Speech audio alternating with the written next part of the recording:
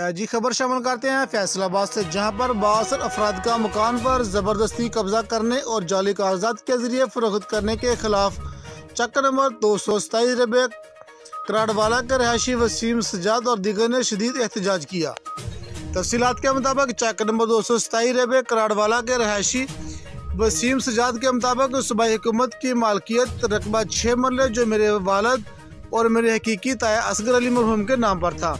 बाज़ा वफात ताया असगर अली की बेवा मुसम्मत कलसूम बीबी ने मुबीना तौर पर दूसरी शादी कर ली। अब कलसूम बीबी झूठे और जाली कागजात तैयार करके रकबा फरोख्त करना चाहती है। इसके खिलाफ अदालत जनाब जुल्करनैन साहब सिविल जज फैसलाबाद ने स्टे ऑर्डर भी जारी किया हुआ है। अब कलसूम बीबी ने पुलिस की मदद से मकान पर कब्जा कर लिया और जाली कागजात तैयार करके फरोख्त करना चाहती है। अरबाब इख्तियार से अपील है कि जाली कागजात तैयार करने और ज़बरदस्ती हमारे रकबे पर कब्जा करने के खिलाफ फौरी तौर पर कार्रवाई अमल में लाई जाए और हमें इंसाफ दिलाया जाए। लेकिन सारे ये ननवा के भी सी कि तुसी केस के मुताबिक आके साडे ना हिस्सा ले लेवे, लेकिन इन्होंने साडे ना कब्जा करने की कोशिश की, साडे अंदर आके साडे सारे बच्चों साडे ना बदतमीजी करने की कोशिश की। साडा चार दीवार तक मेरे प्यो दादे का है, मेरे भी ना है, मेरे स्टे भी होया है।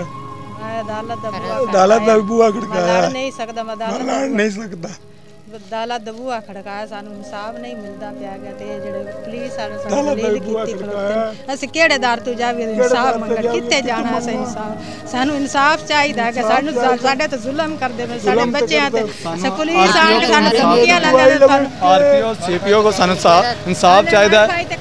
ਅਸੀਂ 1 ਤੇ ਕਾਲ ਕੀਤੀ ਸੀ ਤੇ ਸਾਡੀ ਕਾਲ ਉਹਨਾਂ ਨੇ ਸਾਨੂੰ ਜਾਂ 1 ਤੇ ਕਾਲ ਕੀਤੀ, ਉਹਨੂੰ ਉਹਨਾਂ ਪਕੜ ਕੇ ਅੰਦਰ ਕਰ ਲਿਆ ਤੇ ਉਧਰ ਲੜਾਈ ਪਵਾ ਦਿੱਤੀ।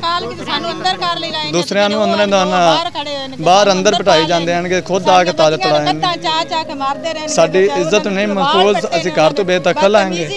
ਸਾਡੇ ਨਾਲ ਇਨਸਾਫ ਚਾਹੀਦਾ ਵਜ਼ੀਰ ਆਜ਼ਮ ਪੰਜਾਬ ਕੋਲ, ਵਜ਼ੀਰ ਆਜ਼ਮ ਕੋਲੋਂ ਤੇ ਸਾਨੂੰ ਆਰਪੀਓ ਔਰ ਸੀਪੀਓ ਕੋਲ ਇਨਸਾਫ ਚਾਹੀਦਾ, ਹੁਕੂਮਤ ਪੰਜਾਬ ਕੋਲ ਇਨਸਾਫ ਚਾਹੀਦਾ।